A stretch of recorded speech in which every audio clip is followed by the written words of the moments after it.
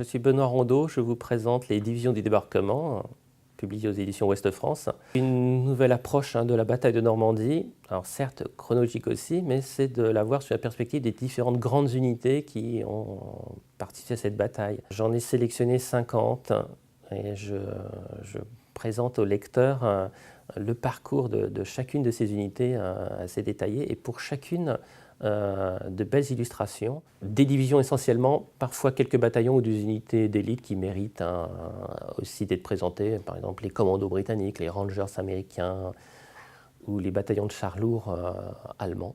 Voilà, ce livre qui nous permet de revisiter la bataille de Normandie d'une autre manière, au gré de volonté du lecteur. Il peut lire toute la bataille de Normandie par ordre chronologique, ou alors choisir de voir ou de revoir le parcours de telle ou telle division. Il y a des divisions de différentes sortes, divisions blindées, des divisions d'infanterie. Alors c'est intéressant, justement, je n'ai pas voulu focaliser uniquement sur les divisions les plus fameuses. Alors il y en a qui sont incontournables, la Big Red One, qui débarque à Omaha Beach avec la 29e, ou la 6e Airborne, par exemple, ou chez les Allemands, la Panzerlehr, la Hitlerjugend. Bon, il y a des divisions d'élite, les plus célèbres.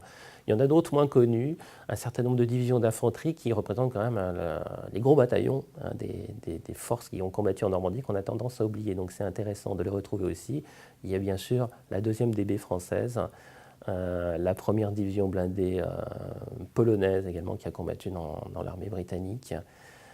Donc un certain nombre de divisions qui méritent toutes, parce qu'elles n'ont pas le même parcours, ils ne sont pas battus aux mêmes endroits de la bataille, donc c'est à chaque fois des événements, une expérience différente qu'on découvre.